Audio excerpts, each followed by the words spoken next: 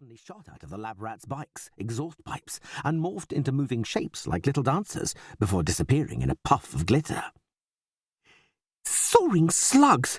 That's going to be a hard act to follow," said Tiffany, Frank's best friend, as she stroked her performing circus slugs, Sammy, Violet, Peach, and Slim, for reassurance. "Ooh," agreed their monster friend Bogey, before slurping the glob nugget Frank had just extracted from his nose. Eating bogies soothed his pre-show jitters.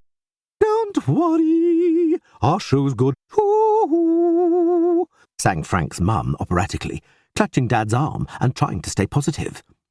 But when Lobo's deep, gravelly rock voice rose into an expertly controlled high-pitched falsetto, she gasped, "Whoa! A top B!" Tiffany recorded it on her phone. "His group's definitely the best so far," she whispered to Frank, who wasn't allowed a phone yet. "So, this way, we'll remember what we're up against if we happen to get through."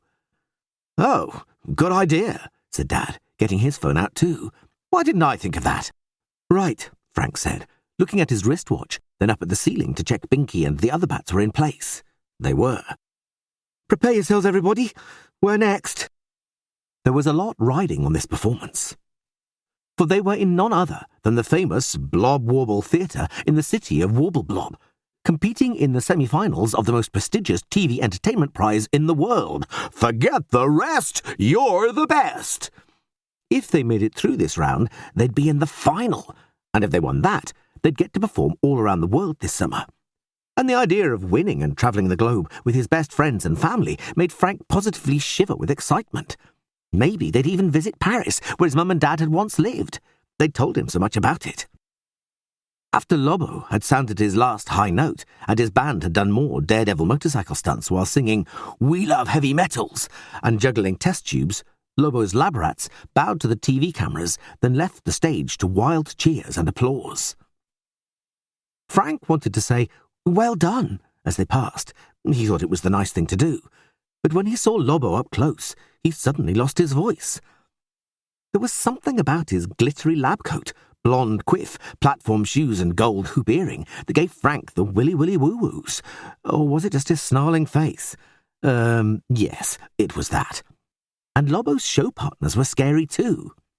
Lil Hunk, the muscly lead guitarist, did a nasty two-fingered prong movement, pointing at his own bloodshot eyes, then aiming at Frank, as if to say, "I'm watching you." Daphne, the black lipsticked second guitarist, and Lobo's big sister, growled at Tiffany before pointing at the words, "Make 'em bleed," written in red sequins on her t-shirt. Bendy Babs, the leggy red-headed lead dancer, rolled up the sleeves of her silver lab coat to show off long, bright pink nails like knives. They were the most menacing-looking lot Frank had ever clapped eyes on. "Soaring slugs, I've got the heebie-jeebies," whispered Tiffany, once they'd all gone past. "Meep," agreed Sammy, Violet, Peach, and Slim.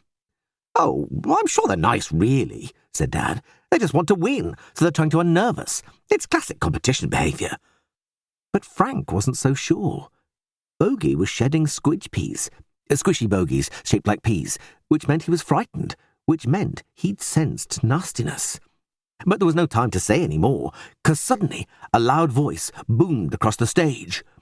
"Ladies and gentlemen, boys and girls, put your hands together for the last act of the semi-finals. The fabulous, the fantastical, the mysterious Snozzlers!" Frank's heart beat faster at the sound of their name. He was the one who'd invented it, and he was very proud. The crowd roared. The Snozzlers huddled together below the bats and chanted, "Just pick it," 3 times for luck, which sounded like meep, meep, meep for the slugs.